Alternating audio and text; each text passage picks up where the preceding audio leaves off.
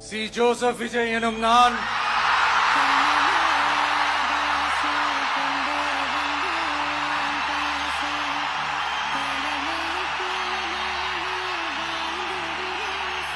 சட்டப்படி அமைக்கப்பெற்ற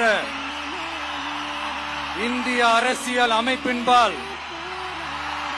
உண்மையான நம்பிக்கையும் மாறா பற்றும் கொண்டிருப்பேன் என்றும் இந்திய நாட்டின் ஒப்பில்லாத முழு முதல் ஆட்சியையும் ஒருமையையும் நிலை நிறுத்துவேன் என்றும்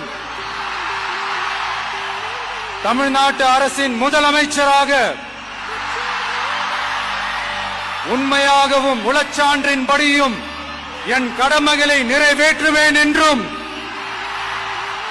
அரசியல் அமைப்பிற்கும் சட்டத்திற்கும் இணங்க அச்சமும் ஒருதலை சார்பும் இன்றி விருப்பு வெறுப்பை விலக்கி பலதரப்பட்ட மக்கள் அனைவருக்கும் நேர்மையானதை செய்வேன் என்றும் ஆண்டவன் மீது ஆணையிட்டு